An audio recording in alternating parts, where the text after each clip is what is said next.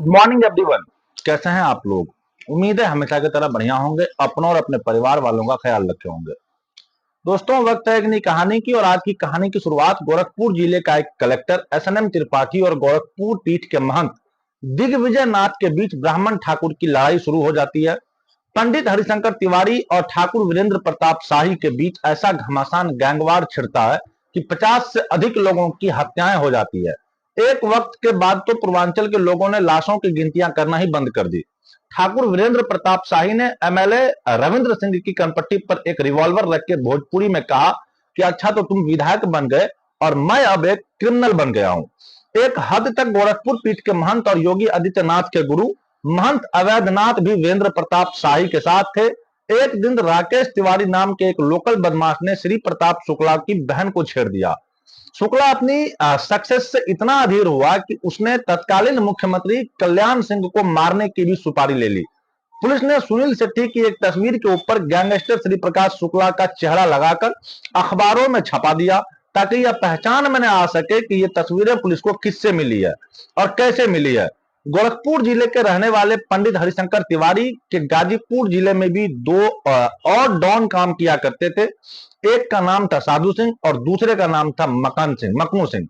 साधु सिंह और मकनू सिंह के साथ ही एक तीसरा आदमी भी काम किया करता था और उस तीसरे आदमी का नाम था मुख्तार अंसारी। कहानी की शुरुआत होती है 1970 के दशक से। पूर्वांचल क्षेत्र के पिछड़ेपन को कम करने के लिए सरकार की तरफ से इन क्षेत्र में कई सारे सरकारी प्रोजेक्ट शुरू किए जाते हैं। सरकार द्वारा बहुत बजट पूर्वांचल क्षेत्र की तरफ लगाया जाने लगता है। सरकार के पीडब्ल्यूडी विभाग के इन बड़े बड़े सरकारी ठेकों को लेने के लिए अलग अलग समूहों में होड़ मचने लगती है और इसी कारण पूर्वांचल क्षेत्र में गैंगवार और गुटबाजी की शुरुआती होती है। पूर्वांचल क्षेत्र में एक जिला है गोरखपुर। पूर्वांचल क्षेत्र में ही गोरखपुर के पास ही कई जिले हैं जैसे बलिया, आजमगढ़, वाराणसी, प्रतापगढ़, इलाहाबाद, मिर्जापुर, बस्ती और गोंडा।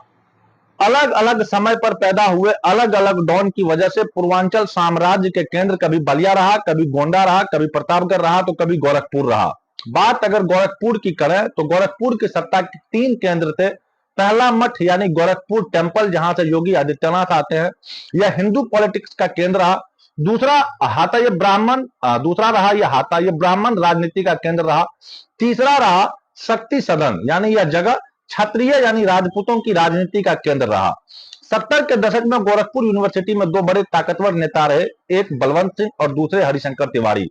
बलवंत सिंह ठाकुरों के टीले के लीडर थे तो हरिशंकर तिवारी ब्राह्मणों के। इन दोनों के वर्चस्व को लेकर के लड़ाई होती और इन दोनों गैंग के बीच इस कदर की अदावत थी कि गोरखपुर में बंदूकों की तरतराहट कभी भी सुनने को मिल सकती थी। यहीं से उत्तर प्रदेश के सामाजिक और राजनीतिक शब्दकोश में इटली और मैक्सिको की तरह माफिया और गैंग शब्द प्रचलित होने लगते हैं। आगे मुख्तार अंसारी और ब्रजेश सिंह का जन्म भी इन्हीं खूनी युद्ध के बीच होता है।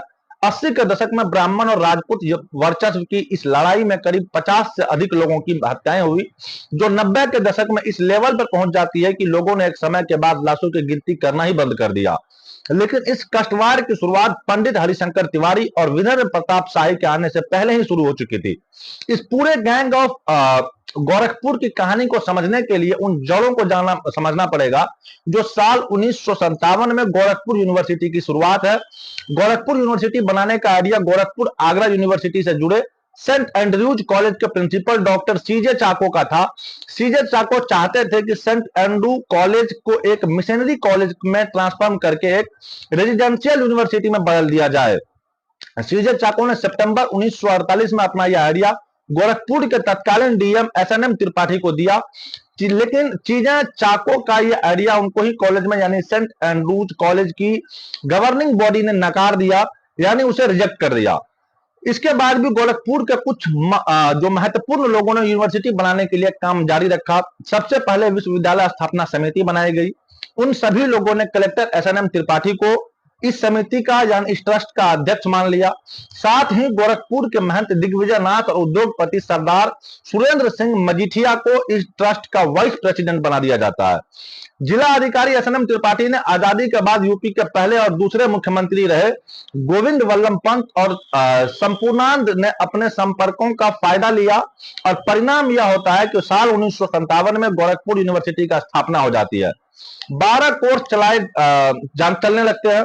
यूनिवर्सिटी का कामकाज का जिम्मा एक गवर्निंग कमेटी को दिया जाता है।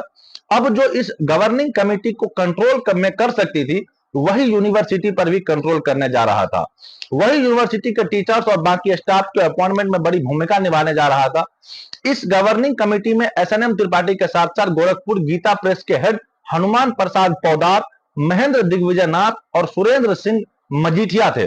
अब गोरखपुर यूनिवर्सिटी पर किसका नियंत्रण होगा, इसको लेकर के कलेक्टर एसएनएम त्रिपाठी और गोरखपुर पीठ के महंत दिग्विजय नाथ के बीच एक तरह से कह सकते हैं कि टसन शुरू हो जाती है। और यहीं से गोरखपुर की राजनीति में ब्राह्मण बनाम ठाकुर संघर्ष की शुरुआत होती है। गोरखपुर के यूनिवर्सिटी में जाति के आधार पर नियुक्तियां होने लगती है।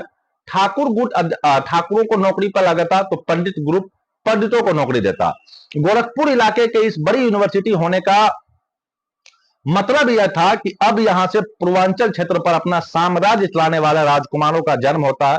इसीलिए गोरखपुर यूनिवर्सिटी पर कंट्रोल बनाने के लिए दोनों गुटों द्वारा यहां के छात्र नेताओं को राजनीतिक प्यादे की तरह इस्तेमाल किया जाने लगा, क्योंकि महंत दिग्विजय नाथ के आगे एसएनएम त्रिपाठी थोड़े हल्के पड़ रहे थे।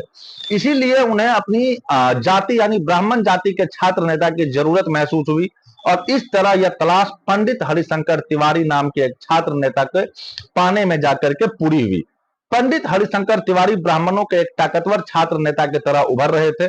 आगे लगातार यह 6 बार विधायक बनते हैं और हर सरकार में कैबिनेट मंत्री रहते हैं। ताकतवर इतना अधिक बनते हैं कि बड़े बड़े गैंगस्टर हरिशंकर तिवारी के पैर छूने लगते हैं। हरिशंकर तिवारी ने साल 1960 में गोरखपुर यूनिवर्सिटी के सोशियोलॉजी में एमए की पढ़ाई की और यहां से हरिशंकर तिवारी सरकारी ठेकों में भी हाथ मारने लगते हैं। इसके रिस्पॉन्स में ठाकुर लंबी के द्वारा बलवंत सिंह और रविंद्र सिंह को राजपूत फेस की तरफ प्रोजेक्ट किया जाने लगता है। ठाकुरों के सपोर्ट के कारण साल 1967 में रविंद्र सिंह गोरखपुर यूनिवर्सिटी के छात्र संघ के अध्यक्ष बन जाते हैं और इसके बाद 1972 में लखनऊ जाते हैं और लखनऊ यूनिवर्सिटी के भी छात्र संघ अध्यक्ष बन जाते हैं। इससे अंदाजा लगाया जा सकता है कि पूरे पूर्वांचल क्षेत्र में रविंद्र सिंह की छवि एक तेज तरार छात्र नेता की बन चुकी थी। यह वो दौर था जब जयप्रकाश नारायण यानी कि जेपी इंदिरा गांधी के खिलाफ मोर्चा खोले हुए थे। आपातकाल हटने के बाद 1977 में हुए चुनाव में जनता दल ने रविंद्र सिंह को टिकट दे दी और अपने यह पहले पल्ले के चुनाव में रविंद्र सिंह कोरी राम सीट से विधायक बन जाते हैं। लेकिन ठाकुरों ब्राह्मणों के बीच चल रही वर्चस्व की यह लड़ाई जल्द ही एक खूनी संघर्ष में बदलने वाली थी। साल 1978 में छात्र नेता रविंद्र सिंह के मित्र बलवंत सिंह की गोलघर के पास हत्या कर दी जाती है। बलवंत सिंह की हत्या के पीछे बलवंत कहीं करीबी रुदल प्रताप का नाम आता है। रुदल प्रताप सिंह का नाम आया और यह रुदल प्रताप सिंह हरिशंकर तिवारी का भी करीबी था। बलवंत सिंह की हत्या से ठाकुर लबी को एक बड़ा नुकसान हुआ। बलवंत सिंह के बाद ठाकुर गुट का मोर्चा संभाला। वीरेंद्र प्रताप शाही ने वीरेंद्र प्रताप बस्ती जिले के रहने वाले थे और गोरखपुर के बलवंत सिंह और रविंद्र सिंह से दोस्ती होने के कारण उनका गोरखपुर में आने जाना लगा रहता था। जिस वक्त बलवंत सिंह की हत्या हुई उन दिनों वीरेंद्र प्रताप शाही बस्ती जिले में अपना राजनीतिक करियर शुरू कर रहे थे। बस्ती में वीरेंद्र शाही की राम किंकर सिंह से अच्छी खासी बनती थी, जो बाद में विधायक भी बने, लेकिन बाद में दोनों में दुश्मनी हो जाती है। इसका कारण यह था कि राम कंकर सिंह ने वीरेंद्र शाही के एक सहयोगी को थप्पड़ मार दिया। इसके कारण बदले में शाही ने भी राम किंकर सिंह पर हमला कर दिया।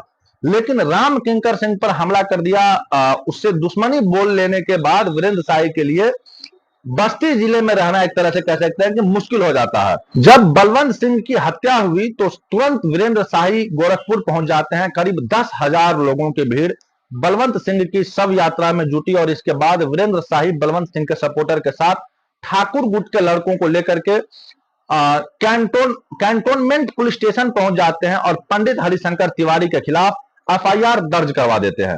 और यहीं से शुरुआत होती है पंडित हरिशंकर तिवारी और वीरेंद्र शाही प्रताप शाही के बीच के भीषण गैंगवार की, जो अगले 1 दशक तक चलता है।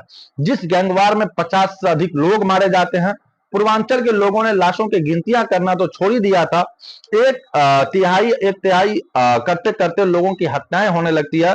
इधर बलवंत सिंह की हत्या के बाद रविंद्र सिंह ने जेल से अपनी जमानत करवाने के लिए वीरेंद्र प्रताप सिंह के शाही के बस्ती में गोरखपुर बुलाया जाता है। उस वक्त बस्ती से उस वक्त रविंद्र सिंह जेल में थे, लेकिन जैसे ही वीरेंद्र प्रताप शाही गोरखपुर पहुंचते हैं 28 अगस्त 1978 के दिन वीरेंद्र के एक समर्थक बेच पांडे की भी हत्या कर दी जाती है। इसके बदले में वीरेंद्र शाही के लड़कों ने गोरखपुर यूनिवर्सिटी स्टूडेंट्स यूनियन के वाइस प्रेसिडेंट रंग नारायण पांडे समेत तिवारी गुट के 3 लोगों की हत्या कर दी। और उसी शाम की एक गवाह के अनुसार रविंद्र प्रताप शाही खुद को बचाते हुए लखनऊ में विधायक रविंद्र सिंह के आवास पर पहुंचते हैं, यानी कि एमएलए हॉस्टल पहुंचते हैं। और रविंद्र ने शाही से कहा कि तुम यहां कैसे, यहां से पकड़े गए तो बड़ी बदनामी होगी। इस पर शाही ने भोजपुर में बोला कि अच्छा तो तुम विधायक बन गए और मैं अब क्रिमिनल बन गया। यह कहते हुए शाही ने रविंद्र शाही से ऊपर रिवॉल्वर टांग दी और हार कर रविंद्र शाही ने शाही के एक सेफ जगह पहुंचाने की व्यवस्था की। लेकिन इधर पंडित हरिशंकर तिवारी गुट की तरफ से शाही के भी 2 से 3 करीबियों की एक बार फिर हत्या कर दी जाती है। अब दोनों ओर से लोगों को समझ में आने लगा कि असली दबदबा बनाना है तो राजनीति में जीतना ही होगा। 1974 में भी पंडित हरिशंकर तिवारी एमएलसी पद के लिए खड़े हुए थे, लेकिन हरिशंकर तिवारी को उसकी ही जाति के कांग्रेस उम्मीदवार शिव हर्ष उपाध्याय ने हरा दिया। इधर वीरेंद्र शाही रविंद्र सिंह से राजनीति के गुरु सीख रहे थे। वहीं पंडित हरिशंकर त्रिपाठी ने अपने ही जाति के एक और छात्र को तैयार करना शुरू कर दिया, जिसका नाम था अमरमणि त्रिपाठी। आगे अमरमणि त्रिपाठी भी 4 बार विधायक बनते हैं और यूपी सरकार में मंत्री भी रहते हैं। 80 के दशक आते आते गोरखपुर के सरकारी ठेकों को लेकर के वीरेंद्र शाही और हरिशंकर त्रिपाठी के बीच रावड़ होने लगती है, अधिक बढ़ने लगती है। इस दौरान 1980 में महाराजगंज जिले की लक्ष्मीपुर विधानसभा सीट पर चुनाव होने जा रहे थे। वीरेंद्र प्रताप शाही ने निर्दलीय चुनाव लड़ने का ऐलान कर दिया। इत्तेफाक से वीरेंद्र शाही को शेर चुनाव चिन्ह मिलता है। वहीं हरिशंकर तिवारी ने वीरेंद्र शाही के सामने अमरमणि त्रिपाठी को उतार दिया, लेकिन इस चुनाव में वीरेंद्र प्रताप ने अमरमणि त्रिपाठी को बुरी तरह से हरा दिया। शेर चुनाव चिन्ह होने के बाद कारण वीरेंद्र शाही को शेर पूर्वांचल कहने जाने लगा, शेर पूर्वांचल। साल 1980 से 1981 में गोरखपुर रेलवे स्टेशन के पास ही वीरेंद्र शाही के गुरु एमएलए रविंद्र सिंह की हत्या कर दी जाती है। रविंद्र सिंह को गोरखपुर रेलवे स्टेशन पर गोलियों से ढूंढ दिया जाता है। रविंद्र सिंह को कोई छोटे मोटे नेता तो थे नहीं, बल्कि पूर्वांचल के ठाकुर गुट के सबसे बड़े नेता थे। एमएलए रविंद्र सिंह की हत्या ने गोरखपुर और पूर्वांचल की राजनीति में जातिवाद के जहर को और अधिक उभार दिया। रविंद्र सिंह की हत्या के बाद पंडित वीरेंद्र शाही ठाकुरों के लीडर बन जाते हैं। पूर्वांचल क्षेत्र में चल रहे गैंगवार में वीरेंद्र प्रताप शाही और हरिशंकर तिवारी दोनों ने अपनी अपनी जातियों से जुड़े नेताओं की मदद की। इसीलिए दोनों को अपनी ही जातियों के नेता का संरक्षण भी मिलने लगा। इंडियन एक्सप्रेस अखबार के लिखे हुए एक लेख में पत्रकार श्यामलाल यादव लिखते हैं कि उस वक्त के इरिगेशन मिनिस्टर मंत्री यानी कि वीर बहादुर सिंह ने अपनी ही जाति के वीरेंद्र शाही को संरक्षण दिया। वहीं एक दूसरे मंत्री श्रीपति मिश्र और पूर्व में सीएम रहे सीएम कमलप्रीत में से भी आने वाली हरिशंकर त्रिपाठी का साथ दिया। कमलप्रीत 1971 से लेकर के 1973 तक उत्तर प्रदेश के सीएम रहे और आगे चलकर श्रीपति मिश्र भी साल 1982 से 84 तक उत्तर प्रदेश के सीएम रहे। इससे अंदाजा लगाया जा सकता है कि माफिया हरिशंकर त्रिपाठी को कितना बड़ा राजनीतिक संरक्षण प्राप्त था। वहीं आगे 1985 में वीर बहादुर सिंह भी उत्तर प्रदेश के सीएम बन जाते हैं, 1988 तक सीएम रहते हैं। इससे अंदाजा लगाया जा सकता है कि वीरेंद्र शाही को कितनी धमकी मिल रही होगी। हालांकि यह सीएम वीर बहादुर सिंह ही थे जो उत्तर प्रदेश में बढ़ रही गुंडागर्दी को रोकने के लिए सबसे पहले गैंगस्टर कानून और एंटी सोशल एक्टिविटीज ऑर्डिनेंस लेकर के आते हैं। इस तरह तिवारी और शाही गैंग का दबदबा उस वक्त के पूरे पूर्वांचल क्षेत्र में फैलाया गया, जिसमें देवरिया जिला से लेकर के गोरखपुर, बस्ती, बलिया, आजमगढ़, गोंडा, बहराइच, बनारस और उत्तर प्रदेश की राजधानी लखनऊ भी आती है और इसके बॉर्डर से लगे नेपाल और बिहार के कुछ क्षेत्र भी इसमें आते हैं। इंडियन एक्सप्रेस अखबार से बातचीत में पत्रकार संतोष भारतीय बताते हैं कि एक हद तक गोरखपुर पीठ के महंत अवैधनाथ भी वीरेंद्र प्रताप शाही के साथ थे, यानी योगी आदित्यनाथ के गुरु भी वीरेंद्र शाही के साथ थे। संतोष भारतीय बताते हैं कि 80 के दशक में एक वक्त पर अकेले तिवारी के पास यूपी के करीब 30 विधायकों का साथ था और वहीं शाही के पास साथ करीब 10 एमएलए थे। 1981 में महाराजगंज के जिले की लक्ष्मीपुर विधानसभा सीट पर उपचुनाव होते हैं और इस चुनाव में वीरेंद्र प्रताप शाही भी लड़ते हैं और विधायक बन जाते हैं। जब 1985 के यूपी विधानसभा चुनाव आते हैं तो हरिशंकर त्रिपाठी ने भी गोरखपुर जिले की चिल्लूपार विधानसभा सीट से चुनाव लड़ने का ऐलान कर दिया। लेकिन यहाँ हरिशंकर त्रिपाठी के लिए सबसे बड़ी दिक्कत थी कांग्रेस के तत्कालीन एमएलए ब्रूनाम चतुर्वेदी। ब्रूनाम चतुर्वेदी चिल्लपुर विधानसभा सीट से 3 बार से विधायकी जीत रहे थे और अपने दिनों में बहुत चतुर्वेदी ने हरिशंकर तिवारी को अपने आगे कभी टिकने नहीं दिया था। इसीलिए हरिशंकर तिवारी जानते थे कि उनका जीतना है तो रघुनाथ चतुर्वेदी का आशीर्वाद जरूरी है। इसीलिए 1985 के चुनाव आते आते रघुनाथ चतुर्वेदी हरिशंकर त्रिपाठी का साथ देने लगते हैं और इसके पीछे एक बड़ी घटना थी। दरअसल चिल्लू पार से ही सटा एक कस्बा है बल्लड़गंज और मुरलीधर दुबे नाम के एक डॉक्टर अपनी डॉक्टरी की प्रैक्टिस किया करते थे। मुरलीधर दुबे को एमएलए बरगाना चतुर्वेदी का राजनीतिक वारिस माना जाता था। 1980 में ही दुबे की हत्या हो जाती है। मुरलीधर दुबे की हत्या का आरोप पूर्वांचल क्षेत्र में ही आने वाले आजमगढ़ के एक राजपूत पर लगा और यहीं से रघुनाथ चतुर्वेदी को एहसास होने लगा कि उन्हें भी अपनी जाति के बाहुबल को बढ़ाने की जरूरत है। इसीलिए हरिशंकर तिवारी उन्हें यह समझाने में सफल रहे क्योंकि उनकी ही जाति के हरिशंकर तिवारी को जीतना चाहिए। इस तरह भृगुनाथ चतुर्वेदी ने हरिशंकर तिवारी को अपनी जगह विधायक बनने की ठान ली। लेकिन समस्या यह थी कि कांग्रेस ने बाहुबली हरिशंकर तिवारी के नाम पर मोहर नहीं लगाई। परिणाम यह हुआ कि भृगुनाथ चतुर्वेदी ने ऐन वक्त पर कांग्रेस छोड़ दी और चौधरी चरण सिंह की पार्टी से हरिशंकर तिवारी के लिए टिकट ले ली। इस वक्त पर हरिशंकर तिवारी जेल में थे और जेल से ही पर्चा भर दिया और इस तरह भागना चतुर्वेदी की मदद से हरिशंकर तिवारी जेल से ही पहली बार विधायक बन जाते हैं। और इसके बाद तो न ये सीट तिवारी ने छोड़ा और न ही तिवारी ने इस सीट पर हरिशंकर तिवारी लगातार 6 बार चिल्लू पार सीट से विधायक बनते हैं। पूर्वांचल की राजनीति में हरिशंकर तिवारी की धमक यह थी कि भाजपा के कल्याण सिंह से लेकर के सपा के मुलायम सिंह और बसपा के मायावती सभी सरकारों में तिवारी कैबिनेट मंत्री रहते हैं। इसे छोड़िए, जब यूपी में जगनंदीबिका पाल की सिर्फ एक दिन की सरकार बनती है, उस दिन सरकार में भी हरिशंकर तिवारी कैबिनेट मंत्री बनाए जाते हैं। इधर वीरेंद्र शाही भी 1985 के चुनाव में दोबारा विधायक चुन लिए जाते हैं। टाइम्स ऑफ इंडिया अखबार की वेबसाइट पर छपे शाही के यह सहयोगी गैंगवार के बयान से समझा जा सकता है कि शाही की दबंगई कितनी चलती थी।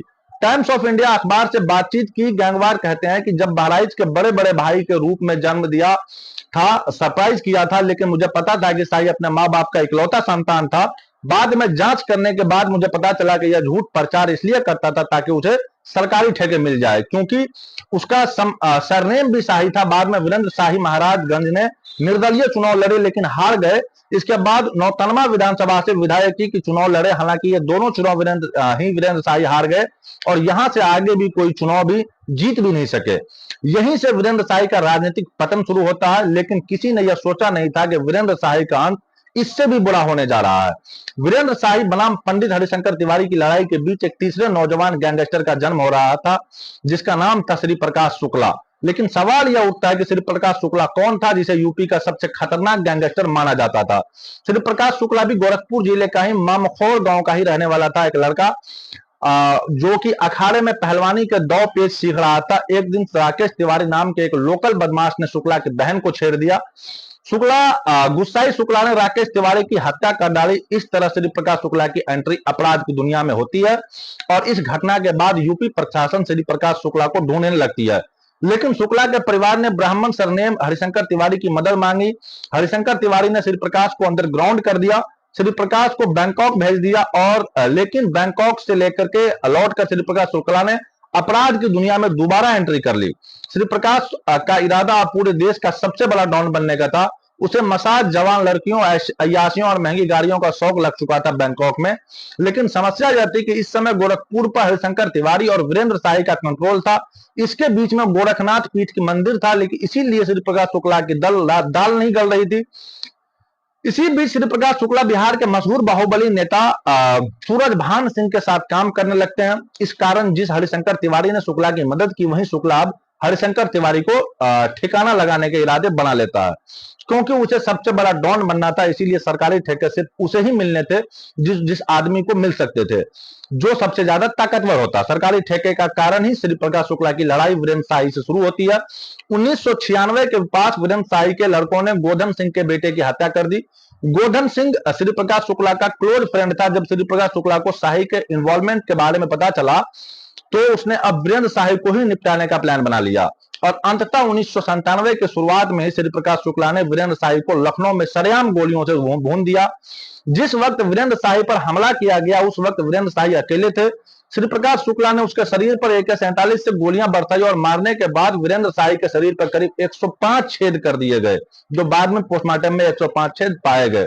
वीरेंद्र प्रताप शाही की मौत के बाद बाकायदा कायदे से हरिशंकर तिवारी को सबसे ज्यादा खुशी मिलनी चाहिए थी, लेकिन यहाँ केस उल्टा था। श्री प्रकाश शुक्ला पर दबंगई का इतना नशा चढ़ रखा था कि उसके अगले टारगेट अब पूर्वांचल के सबसे बड़े डॉन हरिशंकर तिवारी को निपटाने का मन बना लिया था। श्री प्रकाश शुक्ला इतना अधिक खतरनाक बन जाता है कि गैंगस्टर के बाप पंडित हरिशंकर तिवारी भी उसे अपनी जान बचाए भागने लगते हैं।